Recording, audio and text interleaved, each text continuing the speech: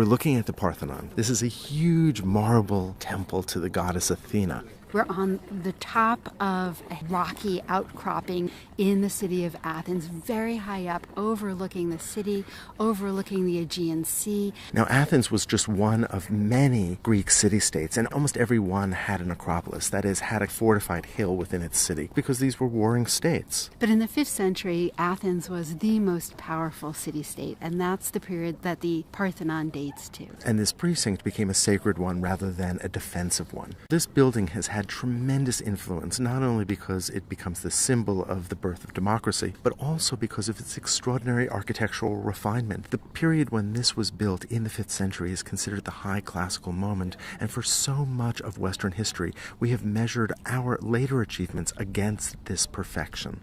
It's hard not to recognize so many buildings in the West. And there's certainly an association, especially to buildings in Washington, D.C., and that's not a coincidence. Because this is the birthplace of democracy. It was a limited democracy, but democracy nevertheless. There was a series of reforms in the 5th century in Athens that allowed more and more people to participate in the government. We think that the city of Athens had between 300 and 400,000 inhabitants, and only about 50,000 were actually considered citizens. If you were a woman, obviously if you were a slave, you were not participating in this democratic experiment. This is a very limited idea of democracy. So this building is dedicated to Athena, and in fact, the city itself is named after her. And of course, there's a myth. Two gods vying for the honor of being the patron of this city. Those two gods are Poseidon and Athena. Poseidon is the god of the sea. And Athena has many aspects. She's the goddess of wisdom. She is associated with war, a kind of intelligence about creating and making things. Both of these gods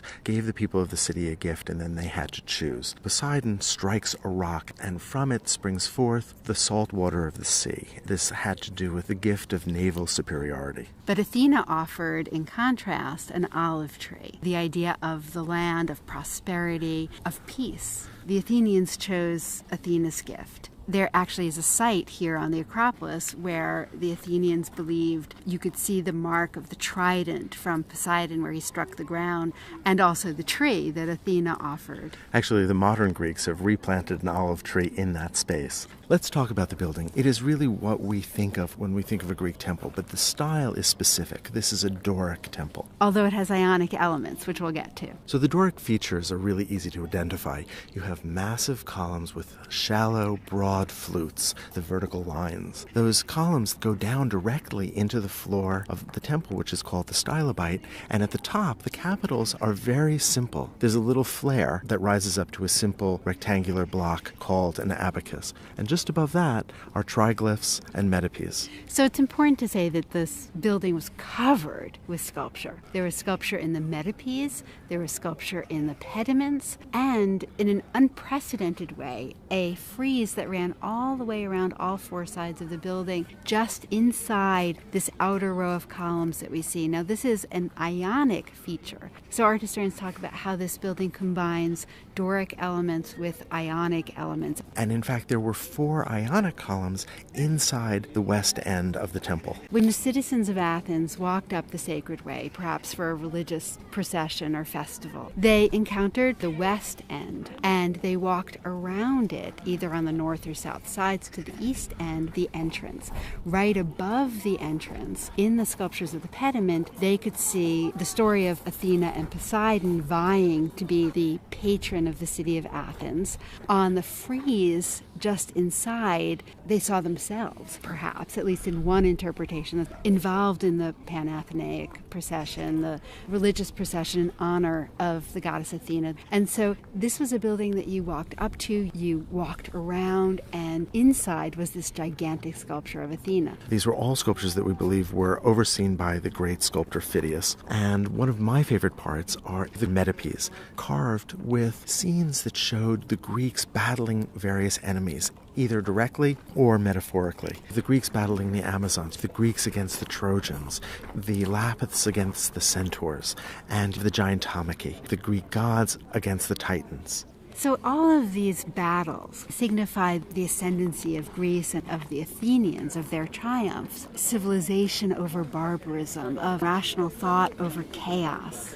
And you've just hit on the very meaning of this building. This is not the first temple to Athena on this site. Just a little bit to the right, as we look at the east end, there was an older temple to Athena that was destroyed when the Persians invaded. This was a devastating blow to the Athenians. One really can't overstate the importance of the Persian War for the Athenian mindset that created the Parthenon. Athens was invaded, and beyond that, the Persians sacked the Acropolis, sacked the sacred site, the temples, destroyed the buildings. They burned them down. In fact, the Athenians took a vow that they would never remove the ruins of the old temple to Athena. So they would remember it forever. But a generation later, they did. They did. Well, there was a peace that was established with the Persians, and some historians think that that allowed them to renege on that vow.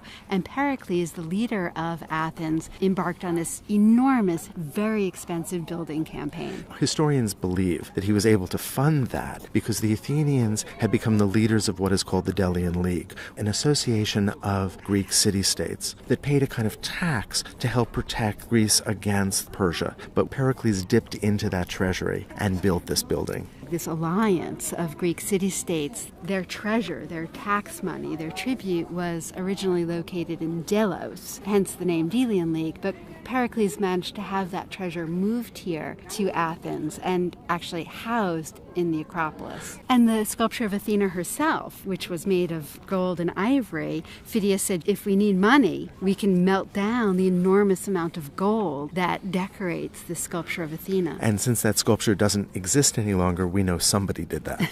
So we need to imagine this building not pristine and white, but rather brightly colored, and also a building that was used. This was a storehouse. It was the treasury. And so we have to imagine that it was absolutely full of valuable stuff. In fact, we have records that give us some idea of what was stored here. We think about temples or churches or mosques as places where you go in to worship, but that's not how Greek religion worked. There usually was an altar on the outside where sacrifices were made, and the temple was the house of the god or goddess. But with the Parthenon, art historians and archaeologists have not been able to locate an altar outside. So we've wondered, what was this building? So one answer is it was a treasury. But it also functions symbolically. It is up on this hill. It commands this extraordinary view from all parts of the city. And so it was a symbol of the city's wealth and power. And it's a gift to Athena. When you make a gift to your patron goddess, you want visitors to be awed by the image of the goddess that was inside and of her home. And this isn't any goddess. This is the goddess of wisdom. So the ability of man to understand our world and its rules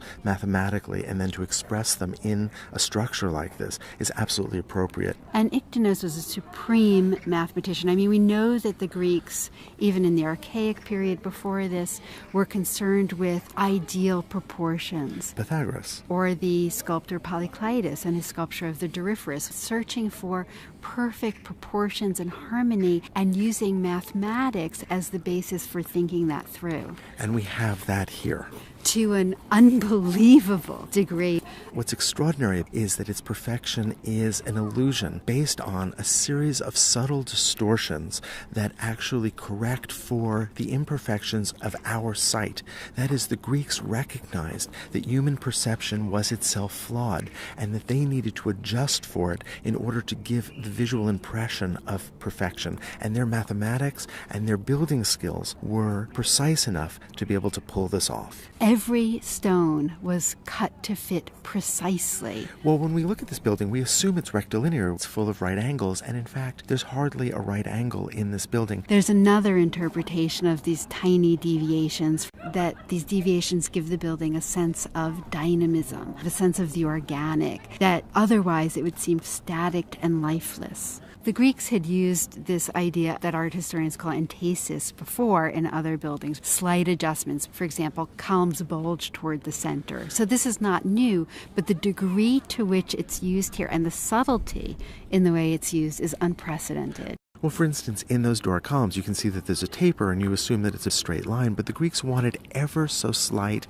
a sense of the organic, that the weight of the building was being expressed in the bulge, the entasis, of the column about a third of the way from the bottom. But in this case, every single column bulges only 11/16 of an inch, the entire length of that column. The way that the Greeks pulled this off is they would bring column drums up to the site. They would carefully carve the base and the top, and then they would carve in between. So we see this slight deviation in the columns, but we also see it not only vertically but also horizontally in the building. Well, that's right. You assume that the stilabate, the floor of the temple, is flat, but it's not. Rainwater would run off it because the edges are lower than the center. But only very, very slightly lower. Across the long side of the temple, the center rises only 4 3/8 of an inch, and on the short sides of the temple, on the east and the west side, the center rises only by 2 3/8 inches. But what happens is it corrects. Our eye would naturally see a straight line seem as if it rises up at the corners a little bit. So it seems to us to be perfectly flat. The columns are all leaning in a little bit. And you would expect the columns to be equidistant from one another, but in fact the columns on the edges are slightly closer to one another than the columns in the center of each side. And architectural historians have hypothesized that the reason for this is because the column at the edge is in a sense an orphan. It doesn't have anything past it, and therefore it would seem to be less substantial. So if we could make that column a little bit closer to the one next to it, it might compensate, and you would have an even sense of density across the building. Placing of the columns closer together on the edges created a problem in the levels above. One of the rules of the Doric order is that there had to be a triglyph right above the center of a column or in between each column. But they also wanted the triglyphs to be at the very edge, so one triglyph would abut against another triglyph at the corner of the building. And if in fact you're placing your columns closer together, you can actually solve for that problem. You can avoid the stretch of the metope in between those triglyphs that would result. But because the columns are placed so close together, they had the opposite problem, which is to say that the metopes at the ends of the building would be too slender. So what Pheidias has done, in concert with Iktinos and Kallikratis, the architects, is to create sculptural metopes that are widest in the center, just like the spaces between the columns, and actually the metopes themselves gradually become thinner as you move to the edges, so that you can't really even perceive the change without measuring. And the general proportions of the building can be expressed mathematically as x equals y times 2 plus 1. So across the front we see 8 columns, and along the sides 17 columns. That ratio also governs the spacing between the columns and its relationship to the diameter of a column. Math is everywhere. If we look at a plan of the structure, we see the exterior colonnade on all 4 sides. On the east and west end, it's actually a double colonnade. And on the long sides, inside the columns, a solid masonry wall. You can enter rooms on the east and west only. The west has a smaller room with the 4 Ionic columns within it, but the east room was larger and held the monumental sculpture of Athena. It's interesting, the system that was used to create a vault that was high enough to enclose a sculpture that was almost 40 feet high was unique. There was a U shape of interior columns at 2 stories. They were Doric and they surrounded the goddess. The sculpture is now lost, but the building is almost lost as well. Here we come to one of the great tragedies of Western architecture. This building survived into the 17th century and was in pretty good shape for 2,000 years, and it's only in the modern era that it became a ruin. First it was, as we know, an ancient Greek temple for Athena. Then it became a Greek Orthodox church, then a Roman Catholic church, and then a mosque. In a war between the Ottomans, who were in control of Greece at this moment in history in the 17th century, and the Venetians attacked the Parthenon. The Ottomans used the Parthenon to hold munitions, gunpowder. Gunpowder exploded from the inside, basically ripping the guts out of the Parthenon. And then, to add insult to injury, in the 18th century, Lord Elgin received permission from the Turkish government to take sculptures that had already fallen off the temple and bring them back to England.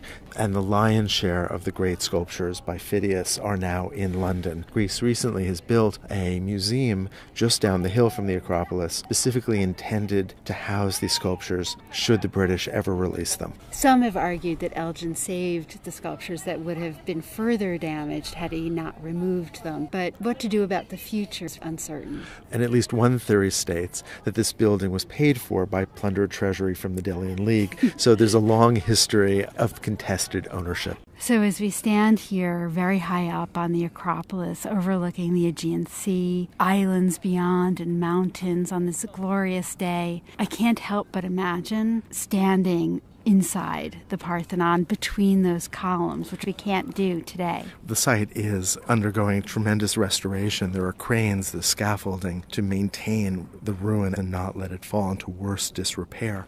But if we could stand there, what would it feel like? There is this beautiful balance between the theoretical and the physical. The Greeks thought about mathematics as the way that we could understand the divine, and here it is in our world. There's something about the Parthenon that is both an offering to Athena, the protector of Athens, but also something that's a monument to human beings, to the Athenians, to their brilliance, and by extension, I suppose, in the modern era, human spirit generally.